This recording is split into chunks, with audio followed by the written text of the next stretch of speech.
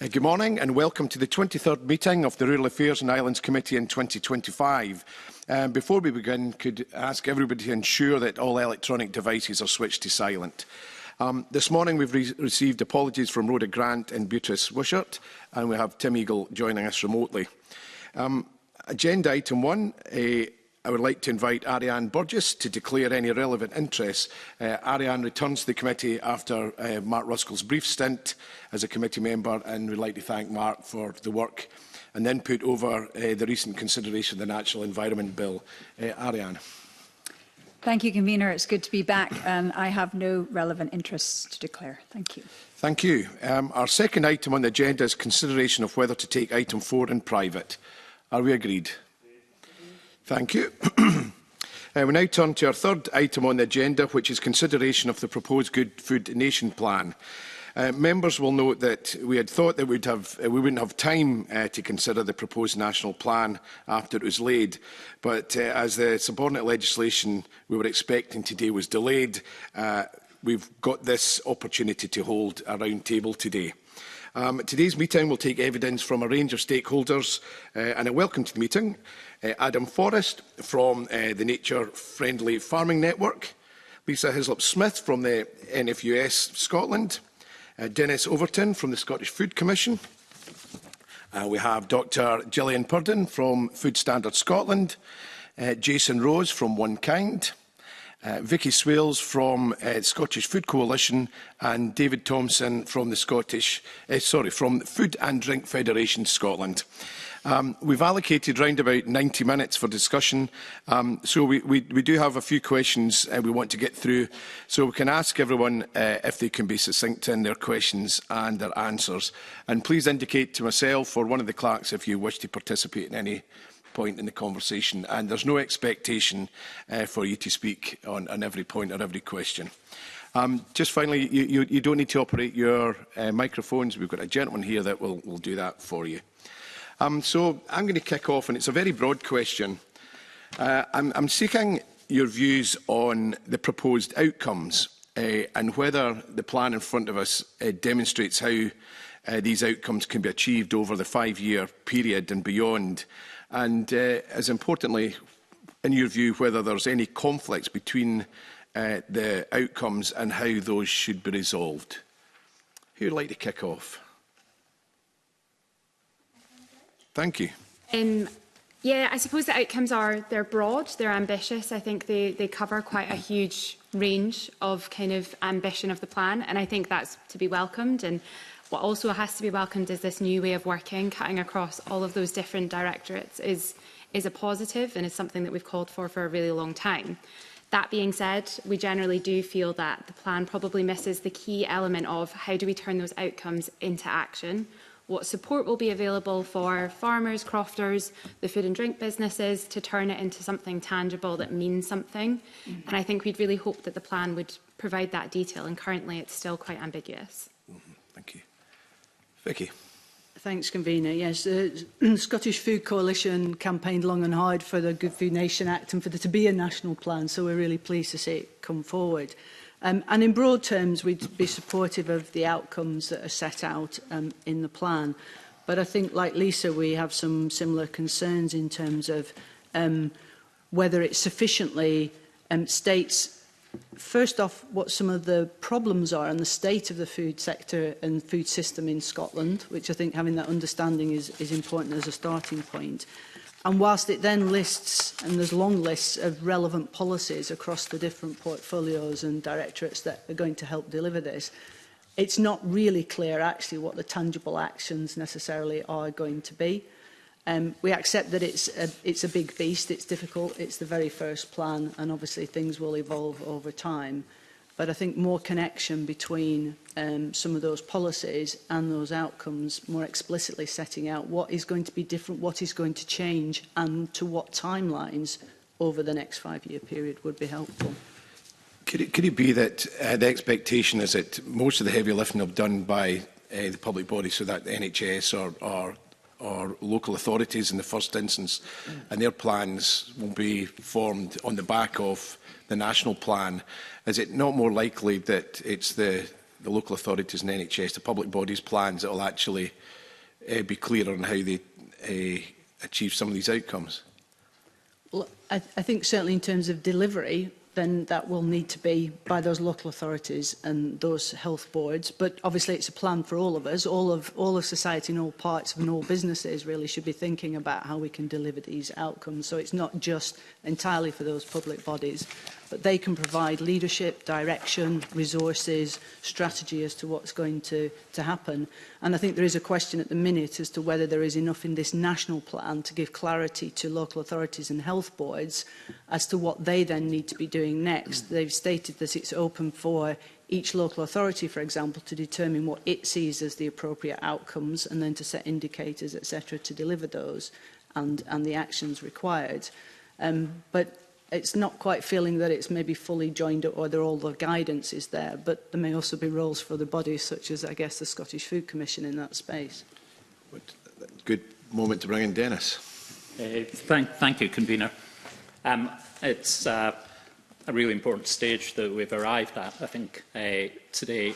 And I think this question of resources and the availability of resource to move this forward is a really important and interesting one. You see it in the consultation responses to the local government and the health committees. I think the question of a conflict between outcomes, which you raised, is one that I would like to touch on, and it also, I think, speaks to the resource piece. So the conflict between farming, food production, and nature recovery is something that has been, I think, a long-standing issue in the debate in Scotland.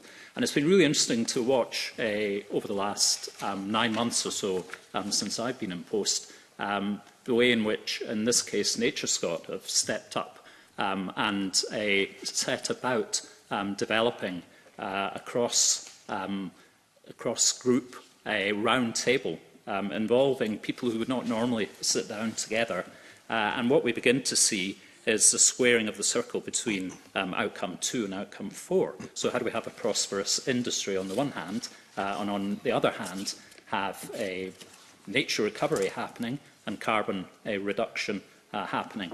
And are these two in kind of eternal conflict? And so to me, what I've seen is resource that was not obvious to me 9 months ago, becoming evident, and that agency taking a lead. And I think we should expect to see more of the fixed infrastructure that we have within Scotland, public sector, not only public sector, but particularly in the public sector, working towards delivery of ambition. So I think that can help us where at first there might appear to be conflicts. Just one final point on the outcomes themselves. It was very interesting looking at the consultation on the first draft of the plan last year, the 2024 consultation, and a large number of responses, including, I think, 700-800 school children responding to that. And out of it, there was no real serious challenge. There was not an objective 7. There was not a big miss that became apparent. So I think that was kind of helpful in confirming what we now have today. Some revisions, but those 6 outcomes, I think, stand the test of that consultation. You touched on budget. There's a lack of a dedicated budget to support the plan. Is it your expectation that where it falls to other sectors, so for example, we'll be considering the Rural Support Plan in the coming months. We've also got a Natural Environment Bill, which will have a cost element to delivering some of the outcomes there. Is that a failing? Does it suggest that there's not a real commitment or a real understanding of what it will take to deliver what the vision is of a good food nation? Yeah, my understanding is that we have had some commitment from government in terms of support to the relevant authorities to undertake their responsibilities under the Act. Not yet defined, and so the sooner that we have that defined, I think the better. So we have some initial commitment to resource, but we need to see that crystallised. So is there an expectation that actually it's right that there's not a budget line effectively for the Good Food Nation, but there'd be an expectation within other portfolios that a budget would be allocated to deliver what the outcomes of the Good Food Nation plan are. I would say yes to that, and I think, again, we're seeing evidence of that at the moment. If you think about the research priorities in the agricultural and natural sciences space, that group, the Safari group of institutes, are coming to the Food Commission, asking the question, how best can we engage? What do you see as priorities as they think about their next 5 years of research priorities beyond 2027? So that's harnessing resources already committed in the direction of food system transformation in Scotland. And I would expect we would see more of that across the public sector. Thank you. Vicky? In that, within the remit of the specifics of the committee, you mentioned the rural support plan, for example. So, I mean, absolutely, I think if we look in that space, then it's going to be incumbent on the £650 million of public money spent on supporting agriculture and the food industry and those supply chains, that is leveraged to deliver against these outcomes. Dennis has really helpfully mentioned one of the biggest challenges, you know, without looking after nature and without a stable climate, we don't have food production full stop. And we've got some major challenges to address in that space. There's lots of reference in this document to the various policies that have been brought forward and will, I think, in theory, form part of that rural support plan. But we know the reality is that very little of that money is actually being applied directly to deliver nature and climate-friendly farming, to support shorter supply chains, to support organic agriculture and the delivery of the Organic Action Plan, for example. So there is a bit of a, when you start to delve away, when you know about a sector or an area, you see a disconnect between what's actually happening in the sectoral policy and what's being sort of stated, I think, in terms of delivering the outcomes in this plan. And I'm sure that others who are much more knowledgeable in areas than I am in terms of health or education or food poverty would probably say the same as well, that we're not leveraging that public money in those spaces against delivering the outcomes that we're all saying we back and are behind. Because I think Dennis is right, there's not much contention around those outcomes. There's a lot of support for them and there's a lot of support for the ambition and visions of the plan. It's really how we do joined-up policy better to deliver that. I'm conscious we sort of jumped on a question that Alistair Allen was going to ask about, future climate change plans and agricultural policy. So I'm going to jump to Alistair, but before that, I'll bring in Jason, and I had a supplementary on where we are just now from Emma Roddick. So just thinking of your question, Convener, and about the timescale for this work, I guess from an animal welfare point of view, you've got sub-outcome 2C, which talks about animal health and welfare standards being maintained, enforced and improved. And I'm thinking about the tens of thousands of supporters that One Kind has, who will see that word maintained, and that will raise a few eyebrows. If you look back to the Good Food Nation Act, it talks about improving welfare. I think the Agriculture Act used the same language as well. So it's a small point, but maintaining suggests things are fine. So just to flag that. But in terms of timescale, a lot of this is now being put on the Scottish Animal Welfare Commission. And again, the language is about they will explore the feasibility of, and again, that's going to raise a few eyebrows. Is this stuff important or not? Yeah. And clearly, the public care about animal welfare. They expect this to be a priority and they expect the government to move on this. And this plan doesn't give off strong vibes of we're going to move on this anytime soon. Yeah. Thank you. Emma Roddick.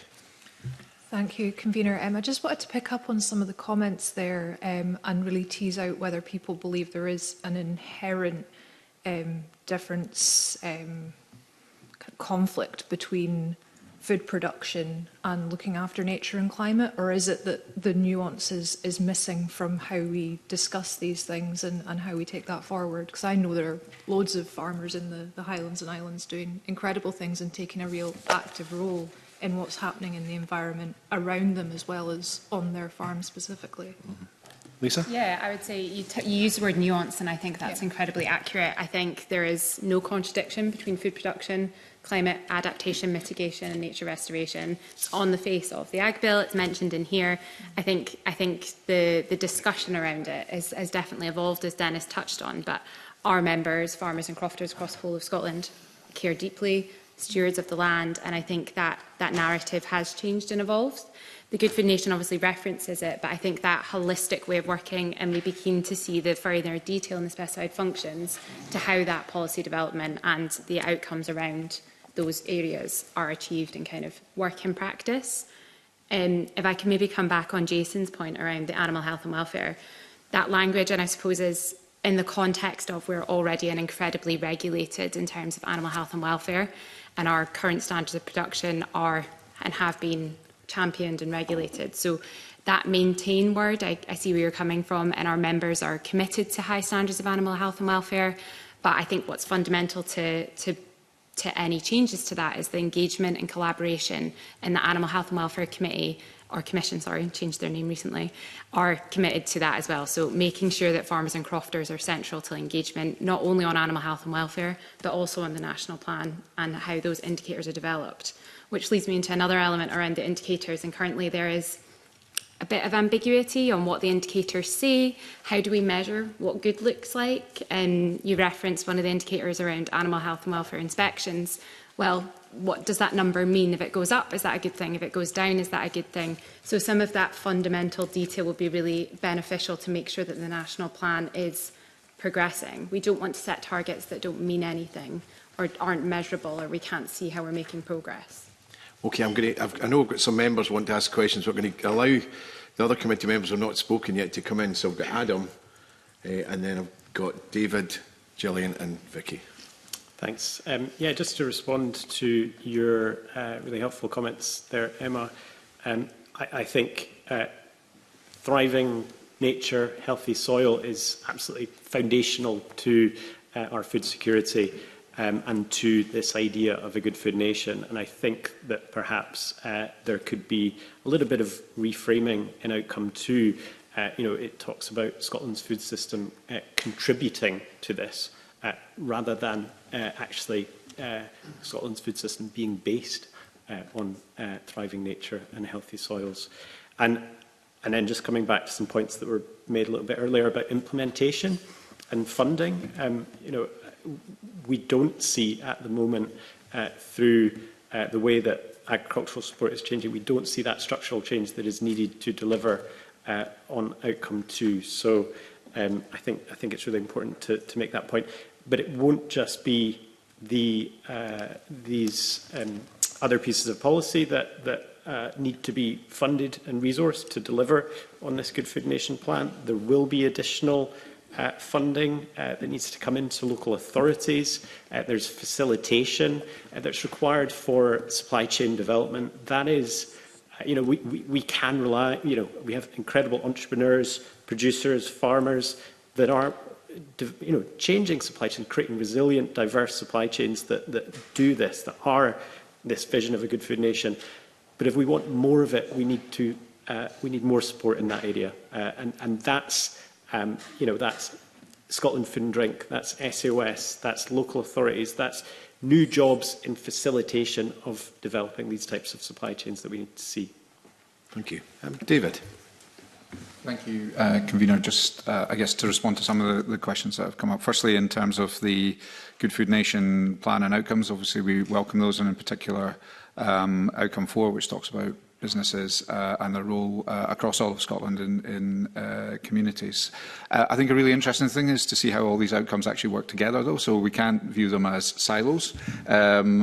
Businesses are absolutely, as we've already talked about, for farming, critical to sustainability of Scotland going forward in terms of environment and net zero, critical to producing the food that we all want people to eat, but also critical to prosperous local economies as well. So all of that needs to be found in the round. And if the Good Food Nation Act and plans do one thing, it allows people to talk the same language probably for the first time around this in a useful way. And it's really important that it's seen as an act at the start of collaboration rather than an act of bureaucracy and people having to fulfil plans in order just to meet their legal requirements. So I think that's a really important thing. I think on the question of budgets, I mean, we recognise, as I'm sure everyone does, the difficult state of public finances at the moment. So it's very difficult to see how we can do anything other than work through existing policies and budgets and actually meld them into meeting the outcomes of the Good Food Nation plan. So I see it as a strength, actually, that so many policies and so many pieces of work are actually accumulated under the plan, because that gives you lots of different areas in which action can take place that will improve things. Though there's a question, though, are they all facing the same strategic direction, which others have raised? One thing that could be done, potentially, is to, and this is a bigger all-government problem, though, is actually to commit for a longer-term period. So we've got a Good Food Nation plan that is 5 years. Local authorities will have to come up with those plans. The budgets, as most of us are experiencing, are annualised. And actually, that creates incoherence, inconsistency, and lack of strategic ability to deliver over a longer time period. So, you know, one of the things that we would see needed across all of the public sector in order to deliver this is budget that can be relied on for that 5-year period. Even if it's the same amount of money, can it be relied on for that 5-year period? Because that reduces uncertainty. It means you can keep people who are good, and you know, everyone gets where we're going, and that doesn't have to be revised every year. Gilly. So just picking up on a few things, I'd echo some of the points that have been made, particularly by David there, around the Good Food Nation being that umbrella that really has brought food to the fore and across those ministerial portfolios where that's never been done before. And I think that's a really big strength of it. Having that policy coherence to bring existing policy together and look to make sure those synergies are actually sought is what we hope to achieve, and that's what the Good Food Nation bill can do. So all of those things are really welcome. I do have some concern, I think, around that resourcing point in terms of how the long-term visions, that not just this, but things like the Population Health Framework, another 10-year vision, we need the budget to support these longer term. In terms of the outcomes, I really support, I think there's been a lot of discussion. I don't think there's any gaping holes or anything in there. But I think for me, what's really important is that there is some underpinning indicators that run through multiple outcomes. So to pick on David's point there, you know, making sure that those synergies run true, and things like the Scottish Dietary Goals are that sort of vision of where we want to get to. That describes the diet, the population would reduce diet-related disease and actually contribute to multiple outcomes. So that's what we would like to see. And if we can all be working towards that, and that is part of the indicators in there, then that should ultimately improve health and the outcomes for Scotland. So yeah, that system approach and looking at that food environment is really important, and I think going forwards there's a lot of potential in this, but we need to make sure that the connections are made, the policy coherence is there, and the funding and resources is sufficient. Okay. Vicky. Thanks, Convener. I just wanted to come back to Emma's point about sort of food production, whether there's a contradiction or a challenge between delivering for nature and climate and food production.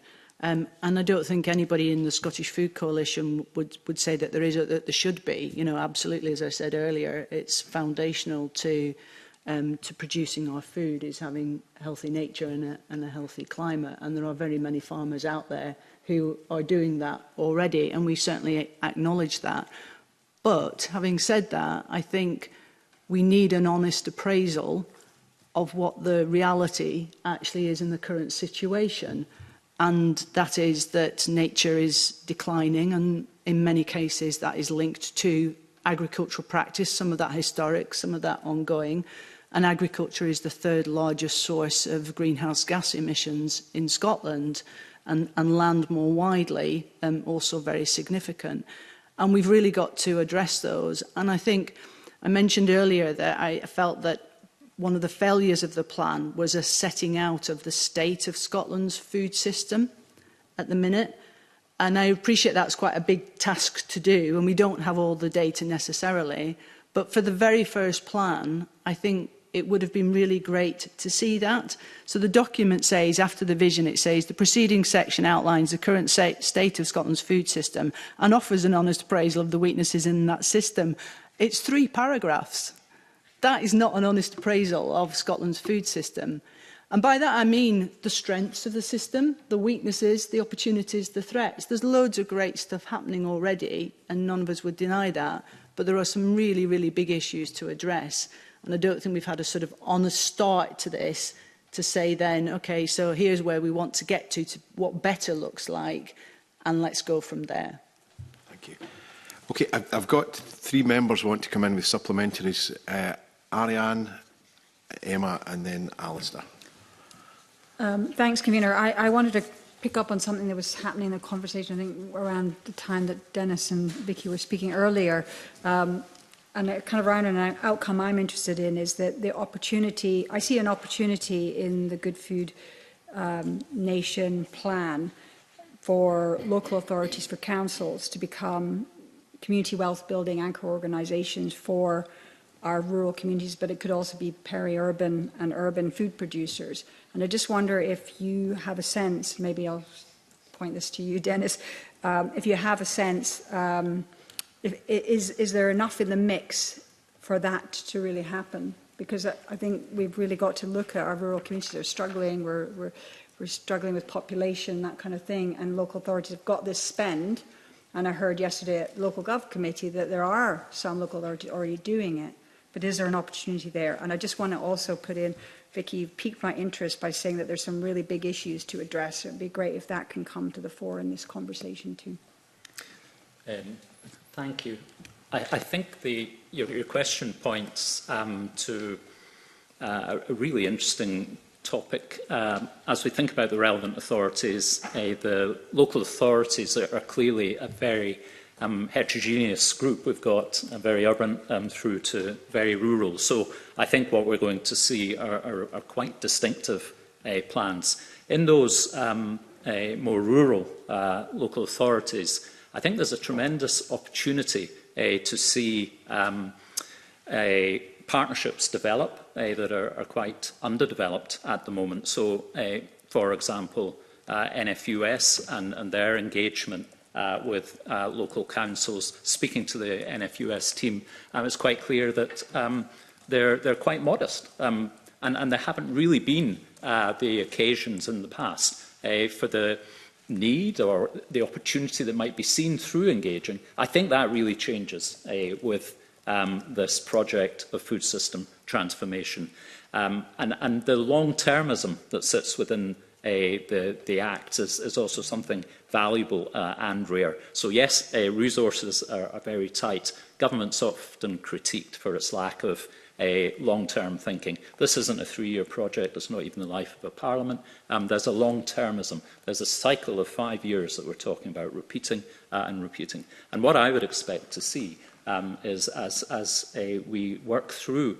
the first 2, 3, 4 of these cycles, we'll see much more interaction between local authorities and food producers, farmers, but also market gardeners, seeking to build local food economies in a way that we haven't seen to date. So I think that's all potential. And as those discussions develop, I think we might also, as a kind of byproduct of that process, see progress on some of these assumed tensions that we were talking about earlier. Are those tensions, how real are they, and how can we actually begin to dissipate those? So there's real opportunity for new ways of working, I think, between food producers and particularly the rural local authorities. I think it's appropriate to bring Lisa in the back of that. Yeah, thank you. Dennis has set us up well there, I suppose. I think for NFUS, this is an area that we have been engaged with, Good Food Nation and the concept of a Good Food Nation since it begun. And now we're getting to the point where we have dedicated resource into Good Food Nation, and how do we engage in that? That being said, the scale of the task to engage with every relevant authority, local authority or health board is huge. And the question for the Commission is that is a huge task for yourselves to oversee that. And I think the national plan, or the proposed plan currently, could offer a little bit more clarity to make sure that those local plans are all pulling in the right direction. and we'll talk about local plans, but local food to us is Scotland. I think we need to be realistic with the topography of Scotland, that maybe in Orkney, Shetland, Argyll, the food that we're able to grow there is limited because of the fragile resource that we have there. So local needs to be Scotland. We don't need to tie ourselves in knots in trying to make sure everything comes from quite a confined area. But that being said, we do have a regional team who are really keen to engage at local level, but it's difficult when we have great pockets of work, for example, in D&G. They have really motored ahead and they've got a great sustainable food partnership who have created a lot of work in the absence of the national plan being developed, and now we're at that point. But I suppose, how do we ensure there's consistency across the whole of Scotland? Because other areas of the country don't have those local groups up and running and really functioning well. Vicky, I know the response to Ariane's question. You could probably have 2 hours at it. Could you respond briefly? I will respond briefly, and obviously I've talked about some of the challenges in relation to the environment and nature and climate, but there's very, very many other issues, and certainly across the Scottish Food Coalition interests. I think the sense in the plan is that many of those issues are picked up.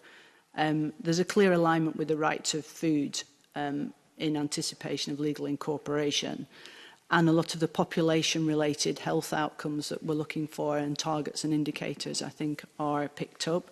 But we know that there are some real issues in terms of diet-related ill health, for example, and food inequalities. And the plan starts to tease out some outcomes and indicators in relation to those.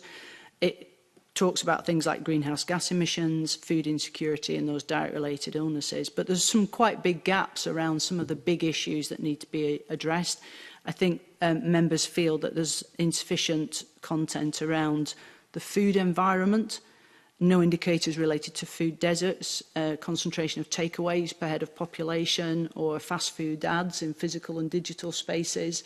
So it's quite more silent, shall we say, on some of those issues. There's no mention of trying to track worker safety in sea and on land, for example, which would be a good thing. We know that those industries have particular issues. So, you know, there's a vast array of challenges to be addressed across the food system, and the plan starts to talk about some of them, but it's quite silent on some of them or setting indicators around them. So I think those are gaps which need to be looked at again. Gillian. Yeah, just to come in on the back of the sort of indicators around the food environment, I think that's a really good point. I think it's really important that we look at the food environment in the broadest sense. I think where some of the gaps you've highlighted may be within this plan, I think the population health framework will incorporate some of them, and there is a commitment within government for a 2-year implementation plan that will be published, which should address some of those areas, for example, restricting of promotions of high-fat, salt, sugar foods in the retail food environment. So I think it is not explicit within this, I would agree, but I think that the food environment is important that we also address, and some of the actions that the UK government might be taking, some upstream actions like healthy food targets, may also try and help to improve that further down the line. So that's another thing. I think the inequalities point is really important. Diet-related ill health is very, very different across the lower and the higher socioeconomic groups, and this is something that we really need to be mindful of, all of our actions. And then I suppose the final point around sort of diet and health is around that, bringing it back to the environment and greenhouse gas emissions. And we know that if we had a healthier diet, it would reduce our carbon emissions by about 1/3. So there's a lot of synergies that achieving some of these goals have other goals that will also be achieved across both environment and health. So I think that we need to look for these synergies and where some of the important points are that we could actually bring these together, and hopefully the cross-government nature of the Good Food Nation Act is a way in which we can do that. Thank you. With apologies to him, I'm going to bring in Alistair, because I think we're at an appropriate point, the discussions around about indicators, whatever, to delve into that a little bit more. Okay, thank you, Convener. I will do that. Just by way of observation on something that Vicky and a number of others said first, it's interesting people talking about the contradictions that probably aren't there, but the tensions that are there in some of these questions. But it just occurred to me when people were talking about this, there's actually quite a lot of consensus too. And it's just interesting that For instance, Scotland is the only country in the UK which is still recognising production through basic payments. It's interesting that there's a recognition by all parties in this that agriculture is a biological process. There will be some emissions from it. So it's interesting to have a conversation like this that can build in some of those areas where there is consensus too. But my question was really about, as the convener says, about indicators. And my interest in this is less favoured areas. So given how much of Scotland is less favoured areas, and specifically I'm interested, people won't be surprised to hear, in the issues faced by crofters. So do people, for instance, feel that the indicators we've got are sufficiently flexible to cope with the different land types in Scotland? And, to take an example, those working in less favoured areas who perhaps are crofters or who are working in the production of store animals? I think Lisa is appropriate as a previous expert, well, not a current expert in LFA, not previous. Lisa. In a previous life, yeah. No, it's a fantastic question, and I think just building on kind of your observation on the direct support, the plan does actually reference farm income as one of those kind of indicators, which is really interesting. But going back to my previous point is, how will the plan support farm business income to improve, and how will it stabilise that? And building onto your question is, how does the national plan support a crofter to access public procurement or the supply chain challenges for a crofter to access abattoir resource, for example? I know Adam's done a lot of work around that. That's a real challenge, and again, that's kind of a downfall of the plan, is that it doesn't recognise, like Vicky says, the current challenges that are there. We don't have the supply chain infrastructure for perhaps a crofter to get meat processed and maybe sell that in a local farmer's market, or where we do, it's incredibly challenging. So there needs to be a bit more of a holistic look at how the supply chain works in our remote areas, which just isn't picked up on the plan. I do think the indicators have scope to be fleshed out and developed, and hopefully we'll see that before we get to the final plan, because currently there is a heavy reference to that we're missing quite a bit of data, but we'd be more than keen to engage on that front. And how do we make sure that the indicators are flexible for farmers and crofters across all of the Scotland, sorry. Vicky. Thanks. I mean, I think in terms of the indicators, and particularly thinking about that context of the less favoured areas and crofters, I mean, they're relevant in the sense this is about gathering the data and understanding what's going on, and we need to look across the piece, all farms, big or small, wherever they are in the geography of Scotland. We need to understand emissions. We need to see what's happening in terms of land which is managed under organic farming practices, for example, climate adaptation. That's as relevant to crofters and the less favoured areas as any others. So I don't think there's a problem with that per se. I mean, I think I could speak forever about the agricultural subsidy system, but you've mentioned their basic payments, and I think what a lot of us are acknowledging is that by some of the decisions government has made to retain those payments and to keep most of the agricultural support budget in those payments, that means there's very, very little left for anything else. So unless government is either going to find additional money to invest in shorter supply chains, to create some of those opportunities for farmers and crofters in the less favoured areas, and I think there are opportunities for them to actually sell produce more directly, for example, into local markets, but they can't do it without the infrastructure and the investment and the support to do that. And we have now a very tiny amount of public money going into some of those things that matter, with the majority of money locked up in those direct payments. And I think if we were being critical, we would say, are those direct payments always necessarily delivering? In fact, 60% of that money goes to just 20% of claimants.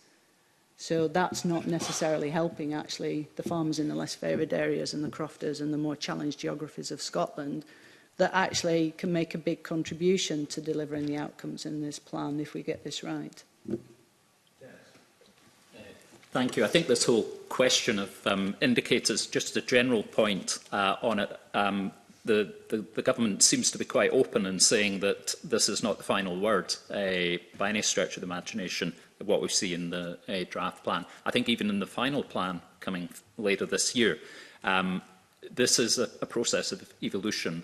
What we have is a dashboard being created, And I think if we think in 5 years' time, this is going to be something we'll look back and see it as quite basic to what we will have then. So the opportunity to measure a whole set of criteria, health and safety was mentioned both on land and at sea, as an example. As these get built in to that dashboard, we get better and better at measuring that progress. I think on the specific point about LFAs and the opportunity for producers in those areas, it brings us back, I think, to the question of councils getting involved, in some cases for the first time, in thinking about a development of a food plan and what that might mean in their locality, in their area, in terms of beginning to think about infrastructure in a different way. And I would be expecting to see some of these gaps that we have, the abattoir ones often quoted, beginning to be thought about, and more than thought, some practical action being taken at a local level as a consequence of the requirement to build local food plans. And I think if you look at some LFA areas, you could expect to see some evolution from where we've been to the benefit of producers in those areas. Adam. Thanks, Convener. I think we are obviously talking a lot about indicators and about how we measure this change that we're looking to drive through the Good Food Nation plan. But ultimately, I think I just want to make this general point that it will be people who drive this change. And we need to keep coming back to the question of how do we support those people who are already doing this on the ground, those farmers that are driving that change, those people who are developing new resilient supply chains, who are creating good foods, producing good foods in Scotland. And I think we can see, we've all seen stories, recently of people who are doing a fantastic job of that. A lady on Orkney who has recently developed a mobile abattoir, despite the fact that many of the reports that we've seen say that it's too expensive and it's not going to happen. One lady made that happen on Orkney and has, through a cooperative model, offered that to her community to continue. And we've also seen in East Ayrshire, the story of Bryce losing his contract to supply the schools. So I think we just need to keep coming back to this question. How do we support the people that are already doing this, that make up what we would think of as a Good Food Nation? And I think indicators are important, but that support is so much more important. Okay. I'm going to bring in Emma Harper for our supplementary. Grant, thanks very much. It is a wee sup on data, and then I have a question for Gillian as well. Yesterday we took evidence from the Cabinet Secretary at Health Committee. So we're sitting at Rural Committee today, Health Committee yesterday. It shows you how Good Food Nation is local government as well. So I was interested in what the Cabinet Secretary said about data evolving. We might not know what data we need to collect, and it's complex, so we need to basically be reaching out to the people that are part of analysing what information we need. So I suppose my question is for Lisa, it's like what needs to happen on the ground to engage with the food producers, which are our farmers, even the small market gardeners, to acknowledge their contribution to this Good Food Nation plan? Does there need to be more direct on the ground engagement, which is kind of what Adam's saying about it's the people on the ground that are the food producers? Yeah, and it was great that the Cabinet Secretary referenced yesterday the important role that farmers and crofters will play in delivering the Good Food Nation. And I think for our point of view, it's very much that there is an opportunity within the plan whereby Scottish Government could really show leadership and champion Scottish produce through the national plan. And that's something that's maybe not quite centre as we'd hoped, that public procurement would be one of those areas where we will champion Scottish produce and we'll hail that. And I know there's a raft of public procurement in local government, and both Health Committee got really into the nitty-gritty of public procurement yesterday. But notwithstanding that, I think there is an opportunity here to really champion Scottish produce where we can and put it on the plates of Scottish children, schools, hospitals, all of those places. And I think by doing so, that will really encourage members to it'll give them that confidence boost and show that we are investing in our food system. And as being a food producer in Scotland, there is that leadership taken by Scottish Government in using our produce in our places. And I think that's something that is definitely wanted to. One of our members, Lauren Houston, currently running a parliamentary petition on processed foods, and I know that's probably going to come up later on, but that conversation around fresh local produce being available in our public settings is so important, and that's something our members would love to see and take that forward and really gives them a confidence boost and increases that resilience in our supply chain. Okay. Vicky. Yeah, just to add to that about sort of participation of people. So outcome 5 is about people and communities are empowered to participate in and shape their food system, and that we have a thriving food culture with the population educated about good and sustainable food. I think that's one of the less developed outcomes and indicator sets in that space. It's not clear what the process is from now going forward. So there's been consultation on this plan, but going forward, how is government and how are local authorities and others going to engage people, producers, suppliers, consumers, all of us in the process of looking at and helping to bring data to it and bring these issues to the table and work out where we go next. And there's nothing in the plan. I think that's another gap that's not set out very clearly, what those next steps are. Is that something that, again, the Scottish Food Commission is expected to do in scrutinising the plan? I don't think so. I think there's a job there for government and public bodies and local authorities in that space to work out how best to do that. I know David wants to come in. I think Gillian wanted to respond to that point. It was maybe just on the sort of data and the metrics point that you made there in terms of the data and the indicators that are outlined in the plan.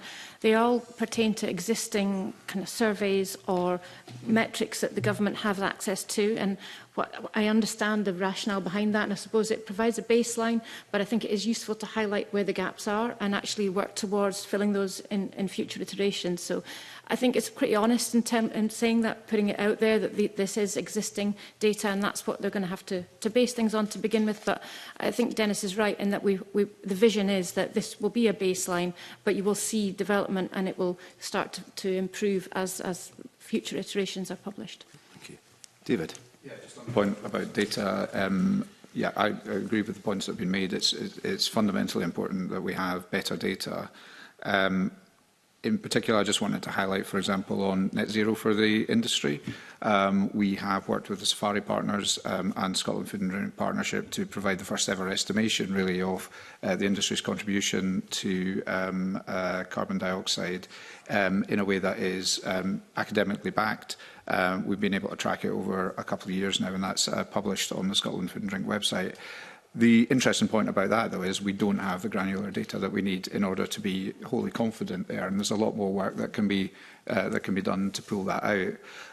There are two caveats with data, though. Number one is where does the burden for collecting that data fall?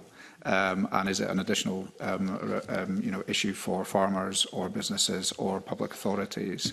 And then the second one, which is you need to be careful what you count, because that's what you do. And actually choosing the right things to count and not getting driven down the wrong path on that is also critically important. And again, I guess my view would be the first few years of the Good Food Nation plan help us to really work on that and work out what it's really important to count and how to do that in a way that is impactful for the strategy but provides a minimum burden on businesses. Thank you. Adam. Thank you. Yes, just thinking about the local plans and the work that's been done already in some local authorities to develop food strategies, and there's been different approaches taken to doing this.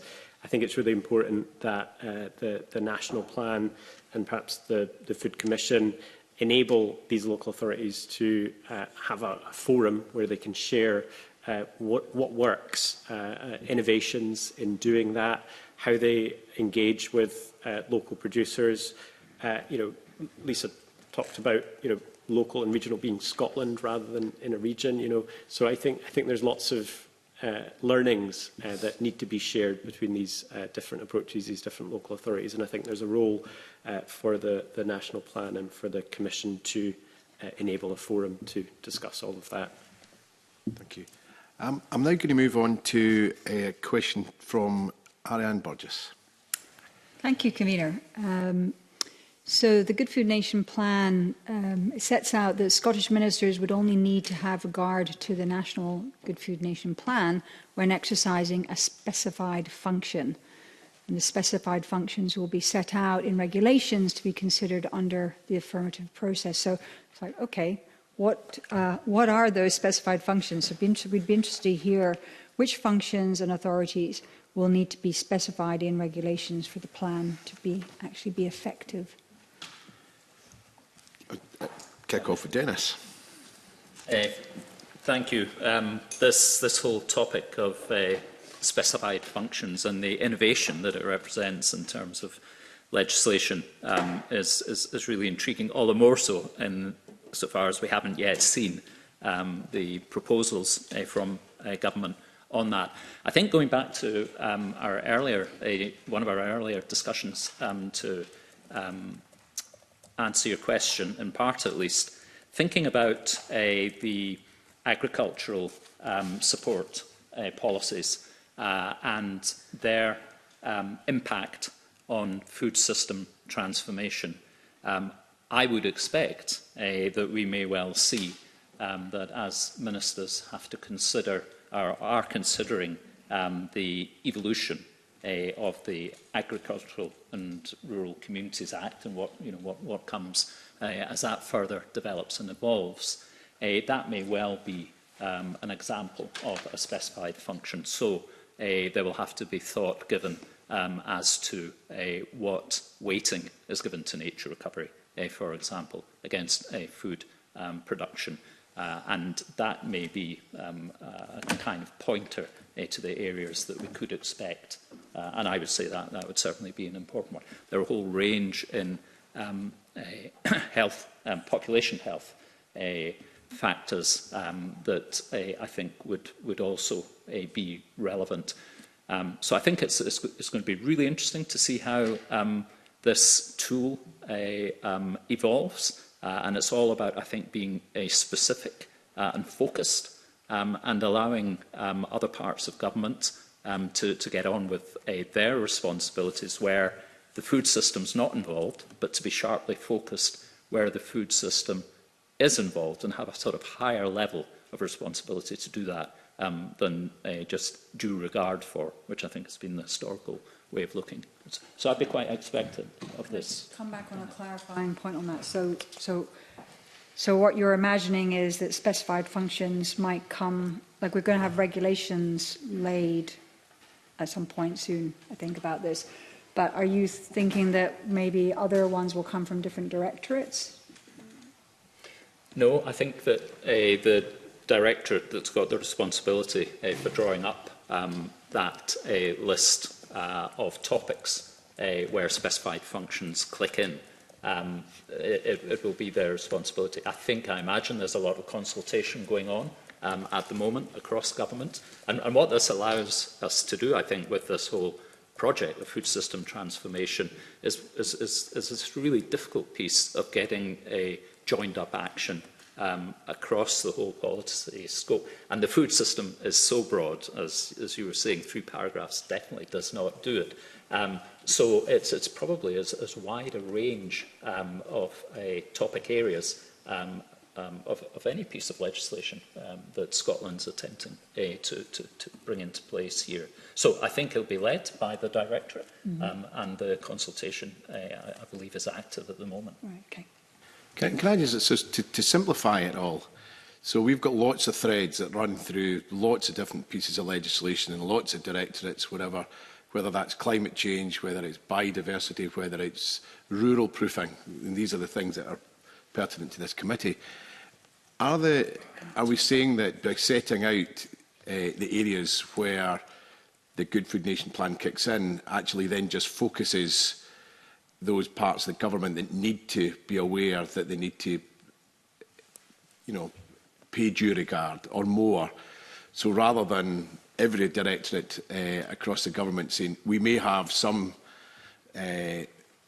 focus, some point within the Good Food Nation that we've got to be aware of, this actually makes it more clearer and simpler for everybody to understand that they do actually have a specific remit? Yeah, I think so. We don't have any case studies at the moment, but there are a couple of examples given. One being in the area imagining the evolution of policy around breastfeeding. And there will be elements of that policy that are very germane to a couple of the outcomes of the Act. There will be other aspects that are probably less food system related to the way that breastfeeding policy is developed. And I think the Minister and their officials in question in that case will have to be focused in a way that hasn't been the case previously. And then having done that, they can move on to the wider application of that particular policy. So I think that's the way it's likely to work. Yeah, so we might have the Net Zero Committee or that section of the government saying, right, OK, we've got a specified function relating to recycling glass. But that has an implication on a Good Food Nation where it comes to delivering products or whatever. So these specified functions should, in effect, make sure that everybody's aware of their obligations within that piece of legislation. But it's narrow and focused, and then move on with the wider objectives of that policy that team are working with. Yeah. Thanks. Lisa. Yeah. Dennis noticed it being an evolution, and I think that's such a good way to put it. But I think for our point of view, the specified functions need to have that regard. Currently feels quite vague, so when the detail comes, that would be great to see, and how it will work in practice is probably the key nugget. Dennis probably summarised it really well there, but how do we make sure that the specified functions are being used? Are we going to have metrics around that? And how will they function in a way that does have regard to the national plan in making that red thread run between the two? But from our point of view, the most important thing around specified functions, and that's any kind of policy development from any directorate, is how does it enable food production and enhance it? So something that helps food production grow and achieves the outcomes. We talk about having a diverse and prosperous food sector. Well, how does food production be enabled to do that and help that happen? So that will cut across so many different things, but it's a really positive development, but the devil will probably be in the detail. I've just had a suggestion that maybe it would be easier if the legislation just set out what specified function shouldn't be specified, and that might be far more clear. Vicky. Well, surely the other way of reading this is that it's slightly more generic in the sense that the specified functions are in terms of ministers within those different portfolios when they are setting policy, making funding decisions, producing relevant strategies and plans that intersect with these outcomes. So we've already got a start in this plan of all those intersectional areas. So when a minister is producing a climate change plan or a biodiversity strategy or a land use strategy or a vision for agriculture and all these things which themselves have their own review cycles, it should be that the minister and the departments have the responsibility to look at how those are then going to deliver against the outcomes of the Good Food Nation plan. Surely that's where there's, and I know that's easy to say and difficult to do in practice, but and you may need to point to some specifics within that, but at least we would then be able to see that, for example, in the Rural Support Plan, what concretely is the government doing, is the Agriculture and Rural Economy Department going to do to deliver against any or all of these outcomes in this plan, and specifically outcome 2, for example, and also outcome 4, is it? So, that's what's maybe missing and that's what's not happening. You can list all these policies, but at the minute they don't speak necessarily to these Good Food Nation outcomes. So do you think in a month's time, when we do see what these specified functions are, the discussion is going to be more around what's not on the list of specified functions than actually what is?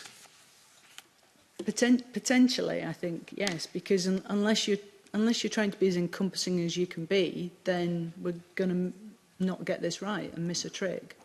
But I accept that you might have to do it over time and piece by piece. You can't necessarily throw everything into the mix at the start. Gillian? Yeah, I think that's absolutely right. I think my reading of it is that the specified functions would be something that that all policy has to have regard to. So that means that right across the piece that we try to look for synergies, cohesion and work in a way that hasn't been done before. I think previously we'll do things like impact assessments to see whether health inequalities are impacted, but this is much broader than that, and it's looking right across the piece and making sure that the outcomes are supported by the actions of the different areas within government. We're making good progress. So I suggest we have a 5-minute comfort break and then we'll come back to the last few questions that we've got. So I suspend the meeting and for 5 minutes. Thank you.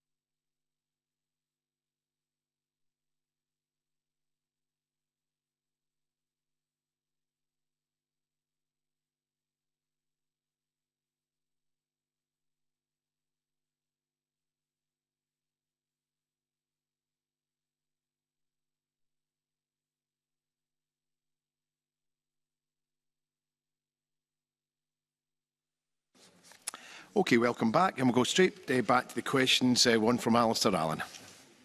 Continuation, I suppose, of the discussion we've just had that I kicked off about less favoured areas. Clearly, change will come to the agriculture sector over the coming years, and everywhere will be part of that.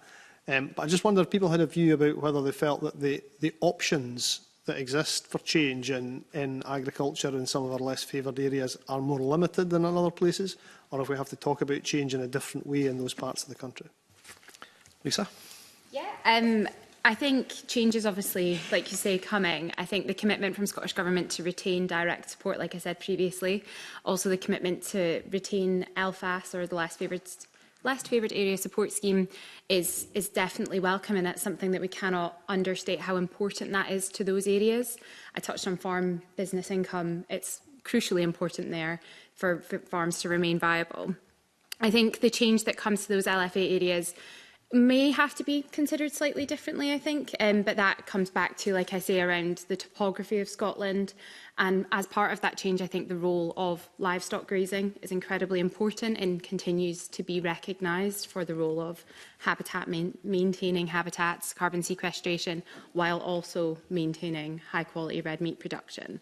So I don't know that it's drastically different, but it's slightly different. And I think we as NFUS are engaged with the Scottish Government on looking at the replacement for LFAS and what comes down the line as part of the new 4-tier support framework.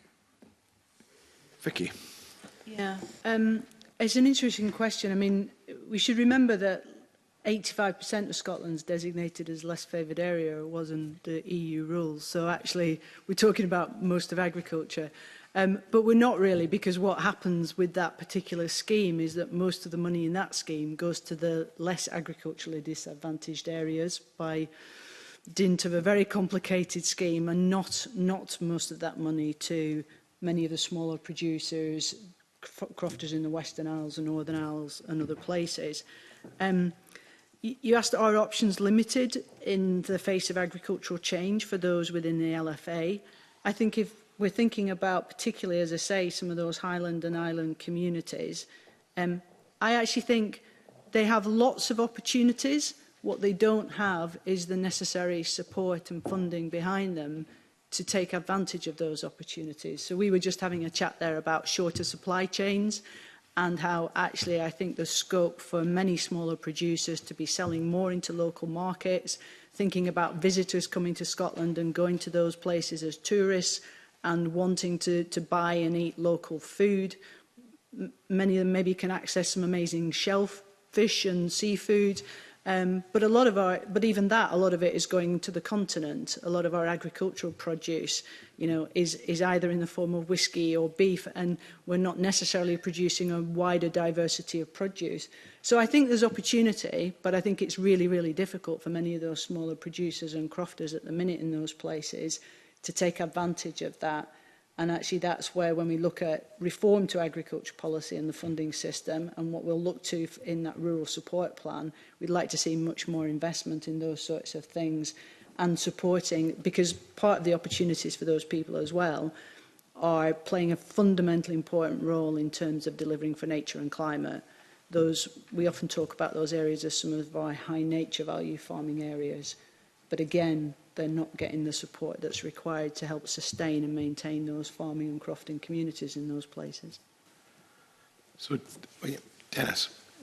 Just a very quick response from the perspective of a mid-sized farmer in North Argyll, so not small, and the way in which the policy environment, how is it helping us change, and we are changing our system of sheep and beef production there, looking to maintain the 3 people employed, maintain that head count, and finding a way through it. But it's linking our food production with nature recovery as well, and so planting trees and repairing peat is part of that. But the overall mix in terms of income is, and that's not purely talking about public sector income, but we're seeing private sector people who are prepared to pay for carbon capture, for example, in a way that was impossible to imagine even 5 years ago. But in the round, there's a route forward that we can see under the current frameworks, and it involves us doing more. We're very fortunate. We've got Mull Abattoir close by, so we can kill locally and process, and we can sell to people who come on holiday those products. So I would say that's working at a kind of mid-size operation. We can see a future for farming there. Adam. Yeah, I think in these areas it's really important to think about, you know, again, if we're talking about change, we're talking about transformation that's needed. We need to think about knowledge exchange, and we need to think about peer-to-peer learning. You know, we've got policy change that's happening. Farmers are being asked to do different things, but that knowledge exchange piece, you know, that's where we, the Nature Friendly Farming Network, see change really happening on the ground. Farmers talking to other farmers, and I think I want to highlight the fact that we need to see more money going into programmes that support knowledge exchange, farmer to farmer, to share these learnings so that they can develop their businesses in this time of change. Thank you. Can I ask, we touched on conflict between different outcomes right at the very start of the meeting. When we look at scrutiny of other legislation, so climate change plan, future agriculture policy, will there be a hierarchy, and where will the Good Food Nation plan sit? You want to? Gillian. It's a very, very good question. I don't know in terms of hierarchy where it would sit. I think it would be back to thinking about synergies, and I think with, you know, it's interesting, this discussion around, you know, the Scotland's larder and everything that Scotland produces, and I think we've got to be careful that we're cognizant that point that was just made, that it's relatively limited in scope. We're not really producing lots of different things that are supporting, for example, a healthy, balanced diet. And so, therefore, I think we need to think longer term as how do we transition to farming to things that will be more supportive. And we have seen things like a reduction in red meat production and consumption over time. Now, that is kind of, we don't really know the reason for that, partly maybe financial because of the cost. And I think that is really important that we consider it's not just about what's produced, but we need to think about equity. Quite a lot of these the types of things can be quite high value and are exported.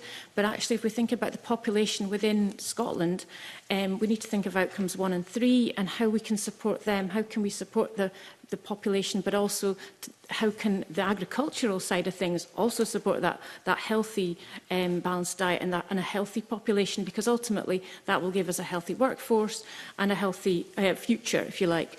So, yeah, I think we need to be cognizant that the majority of the food that the majority of consumers eat is from a supermarket, and it's not necessarily Scottish. So these things do make a big difference. We need to think about the food system in that sort of not just UK, but I suppose global sense as well. So I think maybe just to sort of widen out some of those considerations when we are thinking about how to sort of transition. But I don't know what takes priority. I think we need to kind of look across the piece as best we can. I guess part of my thinking is we have arable production in Scotland, which is incredibly important to some parts of the country, but also incredibly important when it comes to exports of Scotch whisky, for example, where we have significant grain production. And I think what you've touched on, there will be a difficulty there because some of that land could be used for producing vegetables or whatever. But if we don't have the tax take, that's a significant impact on the budget to deliver other priorities. So it is quite difficult. Lisa? To your original question around hierarchy of policy, I suppose, would the specified functions play a role in ensuring that we don't end up with a hierarchy and that we have that holistic across all of the different directorates? But I think what's really important to note is the nuances of our stratified farming system is that you cannot tease out of there's livestock over here and there's arable production over here. They are codependent on one another, and that is a beauty of Scotland, and I think that is often sometimes not recognised in the way that it ought to be. And just building on Gillian's point around the decline of red meat production in Scotland, it has been a historically unprofitable sector to be in, and that's part of the reason that we have a decline. But I think we should also signpost to the FSS research, which looked at the role of red meat in our diet, and including dairy, sorry. And actually, as a population, our diet is so poor that if we were to reduce red meat or dairy any further, we would have unintended consequences. So I think that research is so important and is something that we'd like to see continued as the food policy discussion develops through here. But notwithstanding, obviously, how do we foster and grow more vegetables and fruit and horticulture? And going back to my previous point around that, looking at domestic production, so that does pull in from the UK and England and Wales. And then also, if we are importing products, how do we make sure that they are matching our production standards, particularly on things like environmental stewardship and animal health and welfare standards, because we cannot have that tier system for imported products. Yeah, thank you. Gillian. I just want to come back on, you highlighted some of the research that we've published around looking at the impact of meat and dairy within the diet and looking at what would happen if we adhere to the Climate Change Committee reduction targets to reduce meat and dairy. And I just wanted to make the point that the reality is that our diets are so poor that meat has a sort of elevated status, if you like. If we eat a healthy, balanced diet, we don't really need to have any meat within that, and we can still eat healthily. So I think that means that currently, if we look at our diets, it potentially has a negative impact, particularly if you're looking at children and reductions there. I think when we consider, though, the totality of the diet, we have to make sure that we look across inequalities, and there are stark inequalities, whether that's in terms of diet-related ill health, overweight and obesity statistics are much starker in the lower socioeconomic groups. And I think that's what our data also showed. So, you know, we have a monitoring role as part of Food Standards Scotland. So we do monitor against the Scottish dietary goals, and we publish routinely against that. But I think it was just to highlight that meat, whilst it is an important part of the diet, it's not. Really, that piece of research highlights how poor our diets are and how we need to eat more fruit and vegetables, whole grains, fibre, and fruit and veg, and much less sort of saturated fat and added sugar. So there's lots of problems with the diet, and I think the contribution that meat and dairy, I suppose, to some extent makes highlights the difficulties we see in terms of transitioning towards that Eat Well guide and healthy, balanced diet. Vicky. Convener. I think that's a really interesting question about where the Good Food Nation plan sits, and I'm not sure the Food Coalition necessarily has a formal position on that, but I think it certainly sits probably right up there, close to the overarching National Performance Framework and Sustainable Development Goals. I mean, if we think about it, food is so cross-cutting, and there's so much gain to be made by getting this right in terms of people's health, in terms of our environment, tackling climate change and nature loss, leading to educational outcomes if people have good diets and can afford to eat healthy food. So I think we should be putting it up there and giving it some primacy in how we look at this, and ensuring then that all those other strategies, plans, policies and everything else are over time much better aligned to delivering the outcomes in this plan. Because that, it's in the title, a good food nation, a good nation for, good for people, good for planet, good for everything. There's so much to get right in this. So I would elevate it up there, I think, and give it some primacy.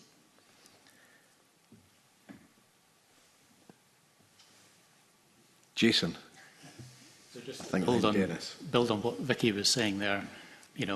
You can't have food that's good that is on the back of animal suffering. So if we are to be a good food nation, then we need to make sure animal welfare is a priority in this plan.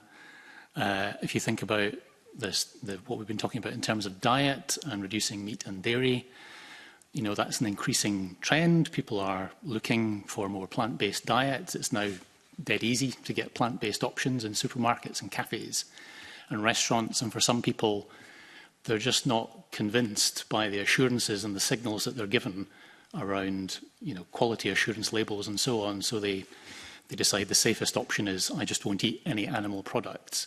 And we get that. But we've got to be realistic that we use lots of animals in our food system. So as long as we continue to do that, it's not going to change overnight. Those animals deserve a good quality of life because they are sentient beings. They're not less than us. They're different, but they're not less than us. So as long as they're part of our food system, then we need to make sure they have a good quality of life. And I'm talking not about a low bar of no abuse or neglect. It really needs to be quite a high bar of they have space, they have good mental and physical health, that they have a stimulating environment. And then when it comes time for them to be slaughtered, that it's as stress-free as possible and it's quick and painless. And that's, I think, where most people are now, that they expect animal welfare to be a priority. It's mentioned in this plan, that's great, but we need to elevate the plan and make sure that it takes primacy, as Vicky said. Dennis. Thank you. I'd just like to build on Gillian's point there, and coming back to the plan, the national plan, and the relevant authority, the 47 plans or that sort of number that we're going to see come forward, it creates an opportunity to do something that I don't think we've really had the opportunity to do before in Scotland, and that's think about the food environment that we live within, and so meaning by that the exposure to advertising, the lack of options for good food in some parts of particularly urban Scotland, but also their rural food deserts as well. And thinking in these terms, and I would hope that as we see these local food plans develop, we'll see particularly local authorities, but also health boards thinking in terms of improving that environment, improving the influences that people are experiencing in the course of every day. And there's tremendous pressure, I think, coming from some parts of the sector offering products that we know are not best for human health. And there's a lot of that product being consumed within Scotland today. So that whole process of change, we get the opportunity. It's another of the opportunities that I think the Good Food Nation Act provides us with. To sort of build on that point, I think you're absolutely right in that the Good Food Nation Act can look, it's mainly focused on the public sector, so the public sector needs to be leading the way in this regard, but it can't be the only answer. I mean, you touched on some of those commercial determinants of health, so those are things that can include advertising, promotion, marketing tactics. A lot of the times you might not even realise that these things are happening, but they do influence our choices, particularly around food. And businesses, they have a really big influence on that. So I think whilst the Good Food Nation can do a lot, and we really need to move in that right direction, I think we need that also. That good work then needs to expand and include the private sector too. So I think this is a great starting point, but we've got to be cognizant that the world that we live in is influenced by so much more than the public sector. So just to make that point, I think that hopefully going down the line that we might be able to include some more of the private sector and have the same ethos towards health and improvement in our society at large. David. Thanks. There's a point in the discussion that I just wanted to pick up, which is, and Gillian articulated this as well earlier on, which is production in Scotland doesn't equal consumption in Scotland. And I think it's really, really important to hold that because we could tie ourselves in knots in terms of the production, but really not necessarily have any impact on the consumption. And I think it's and in fact, that would be detrimental to farming, fishing and processing in some of the scenarios that you could outline. So I think it's important to remember that even if we were to engineer a food production system in Scotland that met Scotland's dietary needs and fulfilled the needs of the population directly, then that wouldn't necessarily change the consumption at all. So I think it's really important to keep that in there. Having said that, and just to answer Gillian's kind of challenge there, the industry is up for change, in particular around health. We I get in Scotland, Scottish Government support in terms of reformulation, which has taken billions of calories out of Scottish products over the past 5 or 6 years. And there's lots of work being done independently by larger businesses in terms of reformulation as well. So all of that is part of a change in narrative, I think, around the role of business in terms of the health agenda, and looking forward to contributing to the Scottish Government's population health framework over the coming years as well. Emma Harper's got a question on health. Well, thank you. There are loads of questions, actually, and some of them are based on what we discussed at Health Committee yesterday. So I'm going to direct this one to Dr Gillian Purdon. The Population Health Framework talks about health harming products, and we know that the Population Health Framework is supposed to align with the Good Food Nation plan. So health harming products are mentioned as tobacco, vapes, alcohol and gambling, but not health harming foods. And I'm sure a lot of people will know I've been following the work of Henry Dimbleby and Chris Van Tullochen and Tim Spector, and now Dr Stuart Gillespie, looking at ultra-processed foods and ultra-high processed foods. So I'm curious to why health harming products are not listed in terms of ultra-high processed food in the Population Health Framework. So in terms of answering your question, I think the difficulty is that everybody has to eat food, so that we have to eat food to survive. And I think when we think about ultra-processed foods, there's a broad spectrum, and actually more than 50% of everybody's food baskets tend to be made up of these types of foods. So we need to take care that they're not all on the same umbrella. So the processing doesn't actually refer to the composition of the foods. So the processing can include emulsifiers. It can make things more palatable, easy to digest, and make people eat more quickly. But the processing in itself doesn't reflect the composition. And you can have things like wholemeal bread that you buy in the supermarket. That would be classed as ultra-processed. So there's a multiple array of things, and we need to be careful if we think about inequalities, how we divvy them up. But what we do know, and we've got a very strong evidence base, is around products that are high in fat, salt and sugar, and how they impact on our health. And that's very long-standing, and that is the basis of the dietary goals. But what I would say, we're reviewing the dietary goals at the moment. We've got an additional lens around sustainability, but also things like ultra-processed foods have been considered as part of the group's debates as they look at those goals to say, are they fit for purpose? Do we need to change them? What's the evidence base saying? At the moment, the evidence base around ultra-processed foods per se isn't strong enough. So whilst I can understand your concerns, I think the fact that we will capture high fat, salt, sugar under the dietary goals, it might not be that explicit, but it is the underpinning vision within the population health framework, and that is our means to assess how healthy or otherwise food is.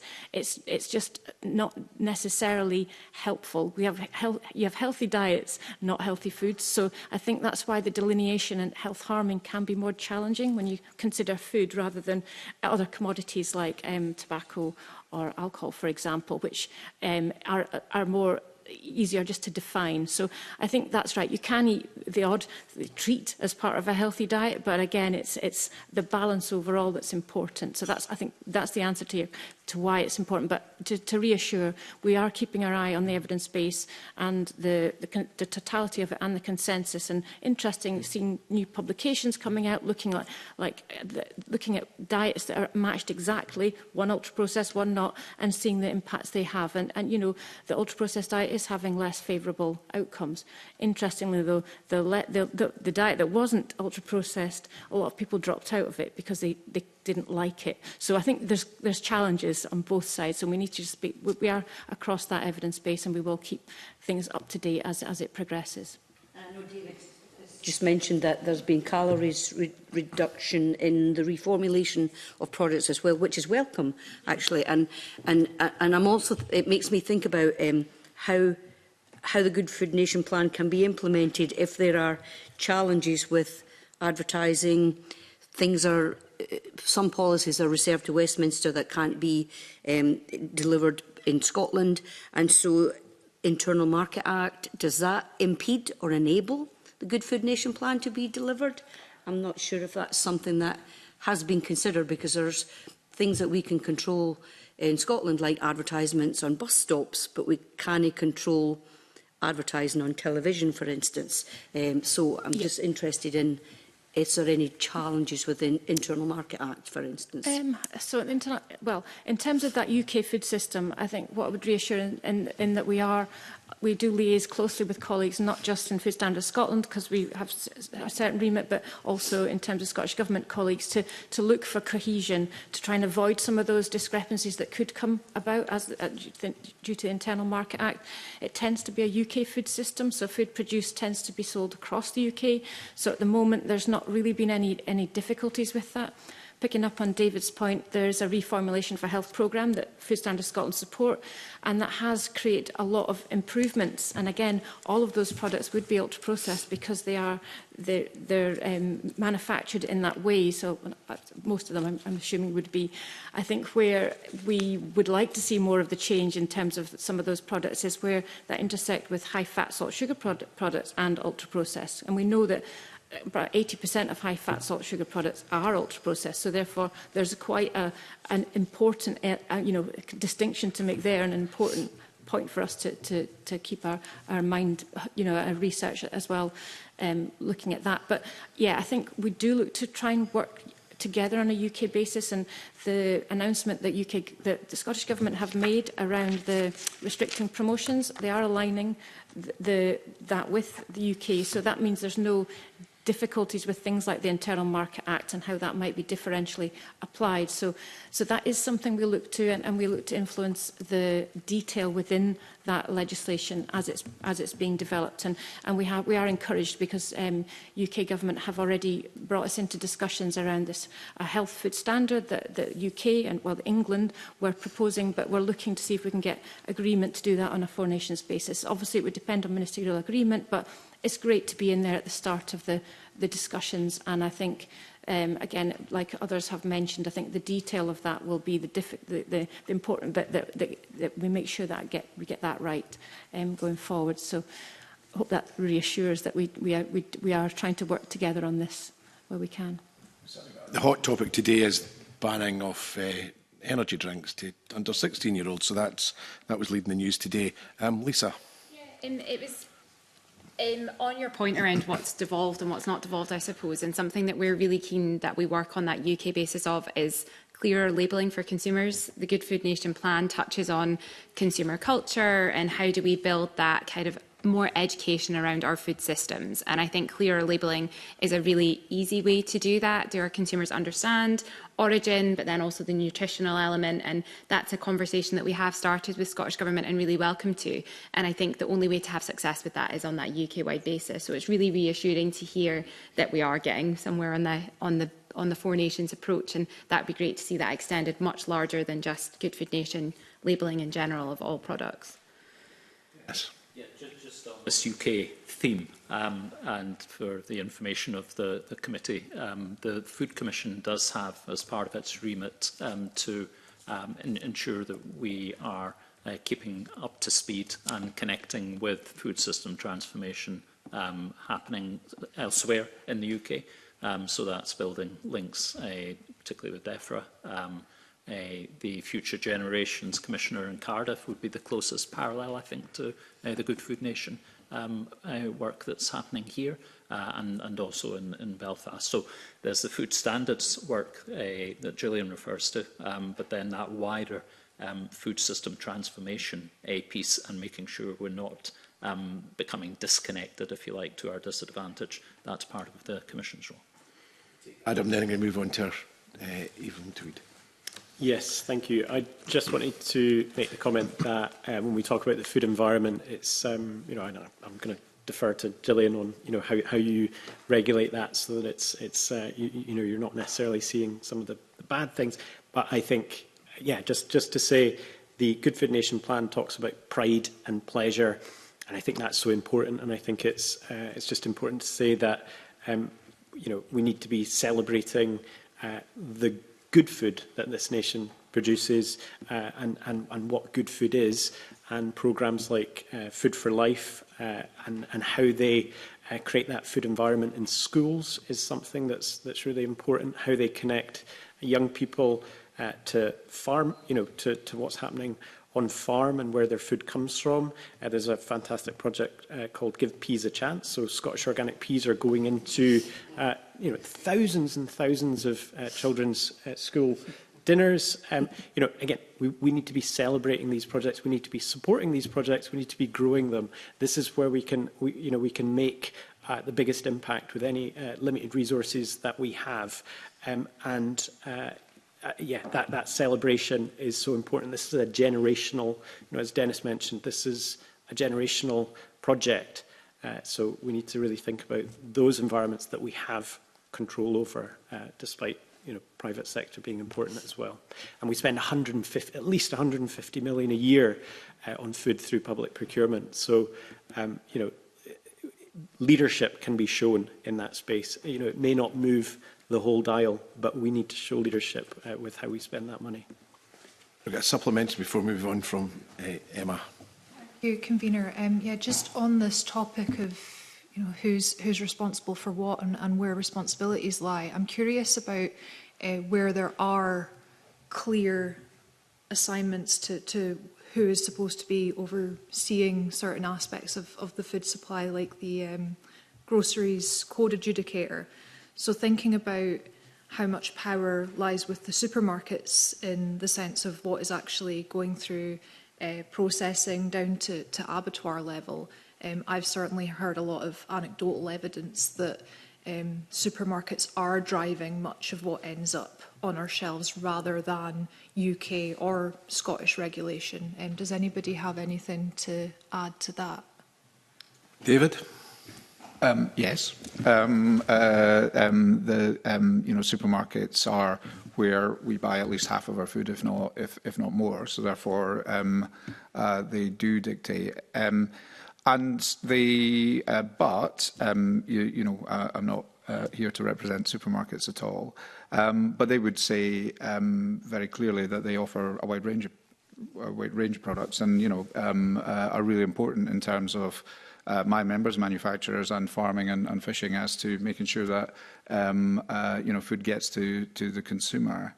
I think the grocery code adjudicator is really interesting. So that is a body that has been up and running for over 10 years now. Huge amount of campaigns to get it running.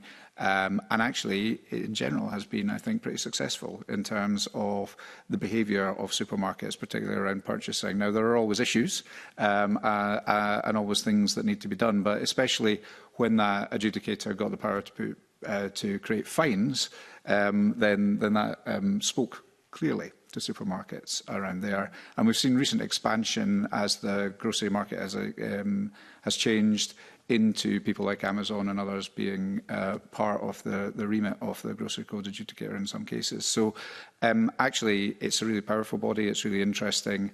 And its focus on the supermarkets and those who sell the most food in the UK is probably right. Does it have enough teeth? You would need to ask the adjudicator that, but from the perspective that we're looking at it has been pretty successful. But obviously, within supply chains, within individual companies and individual buyers within those companies, there can be issues. Yeah. I'm just very conscious of time. I've kind of let it run on a bit. But what I'm going to do, Alistair's got a supplementary here. Then I'll ask Lisa and Adam to come in, and then we'll move on to the next question. Alistair. Thank you. Just a brief observation on what you said there. This is something that committees discussed before in the past. You mentioned that supermarkets offer people a wide range of choice, but it's a range of items which the supermarkets have chosen. And it's a range of choice which, when compared to supermarkets in other European countries, does not involve very much Scottish or local produce, in some cases. I'm not here to defend the supermarkets. I know, but I know you're not, but I think it's worth just putting that in the record, that this is something that this committee has had concerns about in the past. Yeah. Lisa, briefly. Yeah, there's a lot to get into that, and maybe we can follow up separately, Emma, but I think we're at a really interesting juncture here where we see the agricultural supply chain adjudicator coming in and the fair dealings regulation, so that's something that we're following really closely, and the aim of that is to extend the GCA beyond just that retailer and the direct supplier. And I think on your point, Alistair, around Scottish produce, we are almost finishing our second year of our Self-Watch project, which looks at what supermarkets of the Big 8 in Scotland are supporting Scottish and British produce. So again, in the interest of keeping my answer brief, we can maybe follow up afterwards with you on that. Thank you. Adam. Thank you. Yes, so just thinking about organic agriculture, organic production, you know, we see that as a whole systems approach to farming that delivers all of the things that we're looking for from agricultural reform. Where you know, we can look to Denmark actually and how they work with the supermarkets to see how an impact can be made on supermarket shelves. The sector needs capacity in order to do that work, but they can work with supermarkets to grow market share of these types of products, which can make a huge impact. But as I say, the sector needs capacity to be able to do that work. And that's where things like a well-funded organic action plan that looks at market development, supply chain development, can really do some great work here. Thank you. Gillian, briefly. So just to follow up, I think you make very good points about the supermarkets and the role that they play. I think it's a data gap for us, knowing how much Scottish produce consumers living in Scotland actually consume. We've noticed that, for quite a while. So I think that looking forward into future iterations, that would be something that would be good if we could report on. And I think there's just to highlight some examples of where there has been positive influences around the restriction of promotions and what's happened because high-fat salt sugar restrictions have been in place in England for some time now.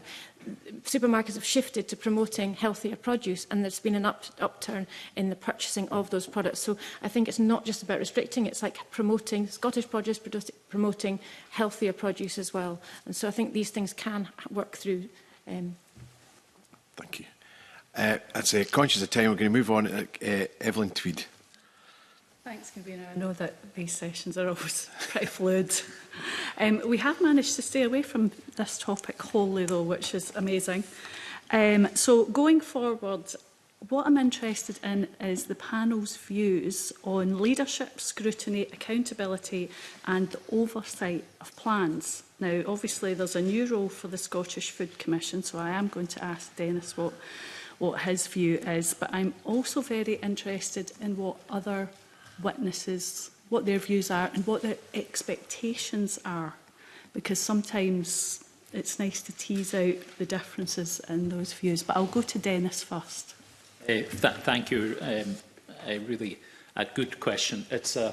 I see it as a big part of the Food Commission's work, and that's both scrutiny, but also there's a role for support. There's a role for sharing of best practices quickly across the relevant authorities in particular. And the scrutiny aspect, the Commission does have the power to formally report, which kicks off the required response, either from the relevant authority or the government.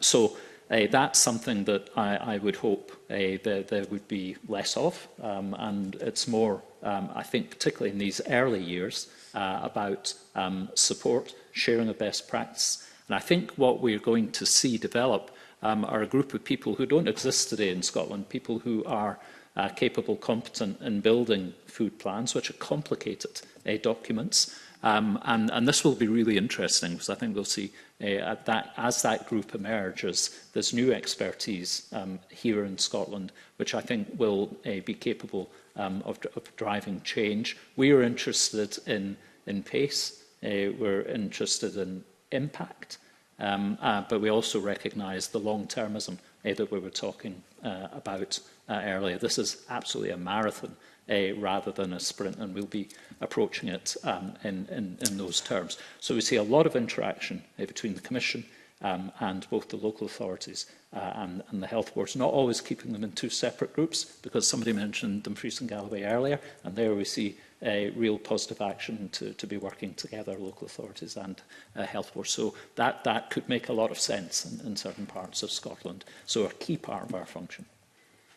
Thank you. Vicky. Thanks. When the Scottish Food Coalition campaigned for Good Food Nation Act, we had 5 asks, and one of those was for that there be an independent statutory body. So we were really delighted when there was that commitment made to the Scottish Food Commission. We said at the time that its role should be around realising the right to food, scrutinising relevant policies and reporting on the state of the food system and helping ensure coherence across government. And I think that's what we've got. That's our hope and expectation of this body going forward. But we also said we would like to see one of its roles being to facilitate public participation in food policy and be charged with overseeing that process. We have in the plan an outcome which is about engaging with people and communities going forward, and some of the best scrutiny and holding government and people to account are the people with lived experience. And so we are looking to see what the processes are going forward, both in terms of engagement by the Food Commission, but also by local authorities and government and others around this plan. We've got this engagement now, but also around those local plans that the local authorities and health boards and others do. So setting out some clear processes and ways in which that can happen, and people at local level in communities, all of us eat food, all of us have a right and a say in what happens, and I think we can help bring accountability and scrutiny to all of this. Thank you. Gillian. Yeah, I just wanted to come in to make a distinction, I suppose, because Food Standards Scotland has a role around food, being Scotland's national food body, ensuring that food is safe and that consumers have healthier diets. And it's just to make that distinction that we've our chair, Heather Kelman's already met with Dennis, and just to highlight that there will be a will to work together. There's areas in which we can work very closely together, potentially to support similar outcomes. So, we have an agreement there that will be something that's taken forward, and obviously we have a role to monitor the Scottish Dietary Goals, which underpin all of policy, including many of the outcomes within the Good Food Nation. Thank you. David.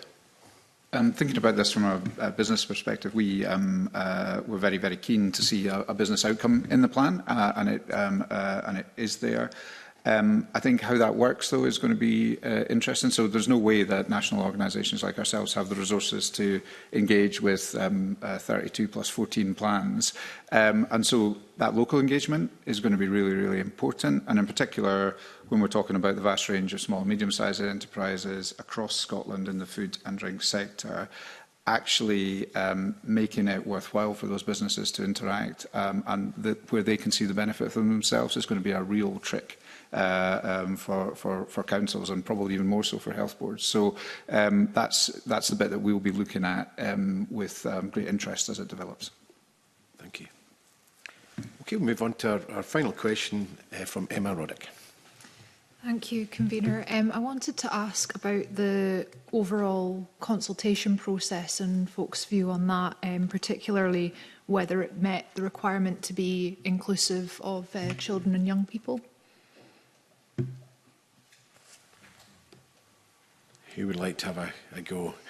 Or general comments about the way the consultation has been carried out? Dennis. Just a clarifying question, Emma. Do you mean this consultation on the draft plan or the wider process of consultation over the last couple of years? I was thinking on draft plans, but yeah, if you've got comments on the wider... So draft plan, first of all, I think as a commission, we made a contribution to the consultation, not on the content of the plan, but actually on this question of scrutiny.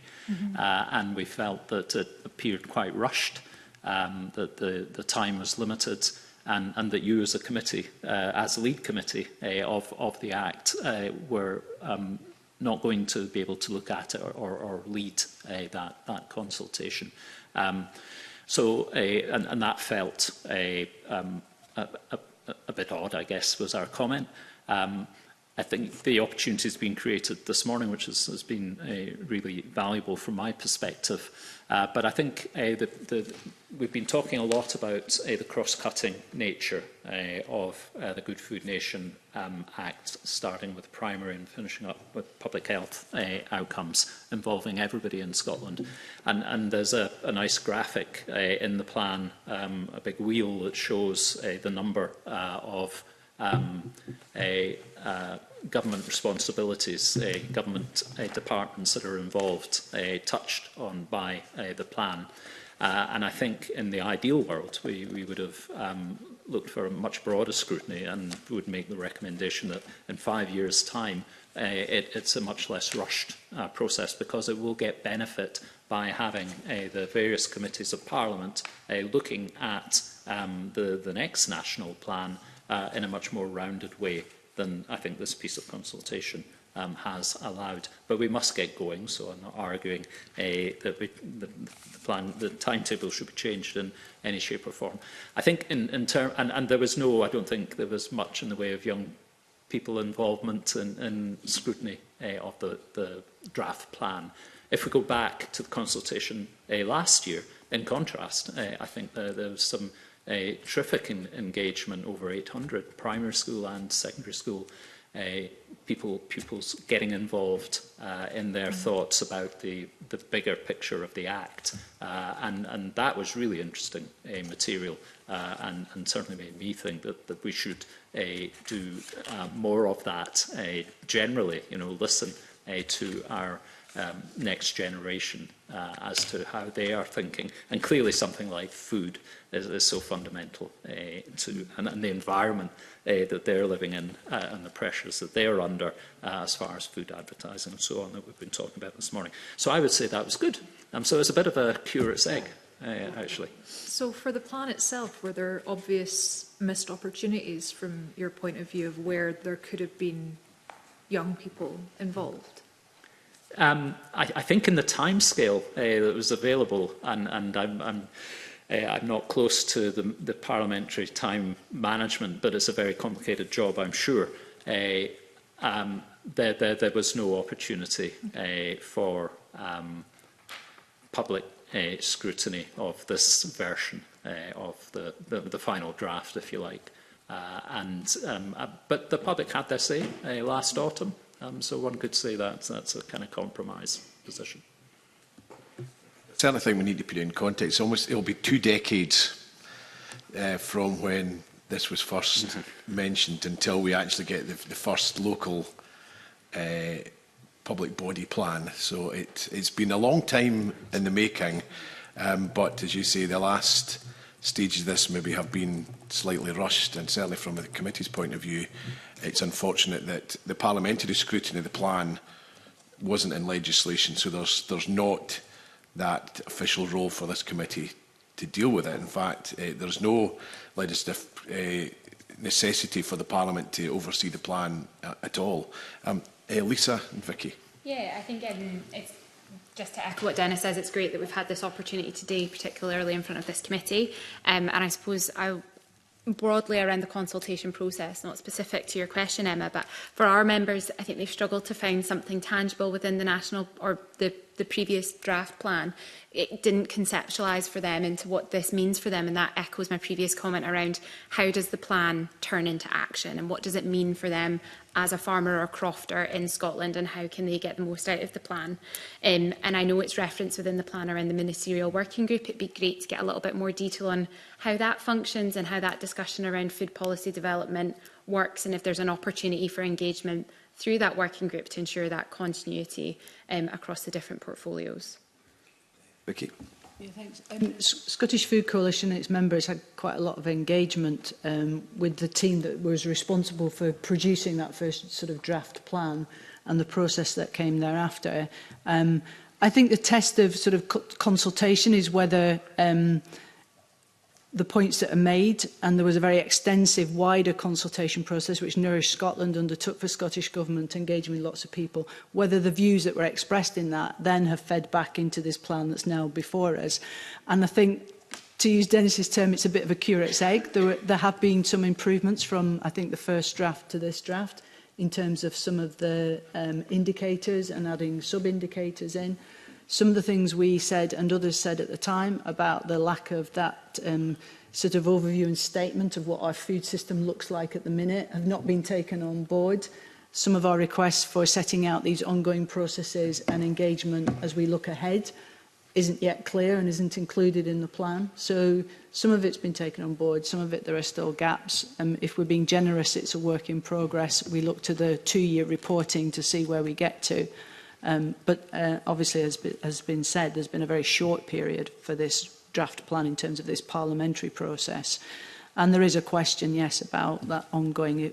The Scottish Food Commission can provide scrutiny, but there's no further than scrutiny as we look ahead for the Scottish Parliament on some of this.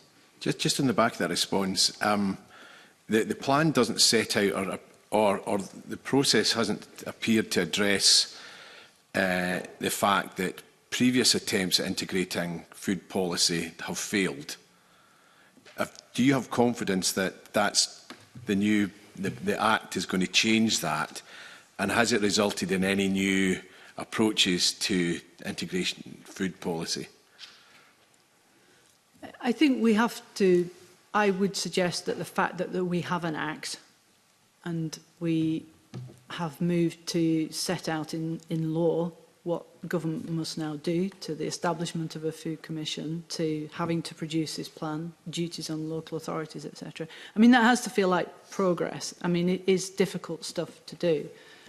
There's still a lot to do as we look ahead, but I think it would be churlish of us not to say that we haven't come some way in Scotland.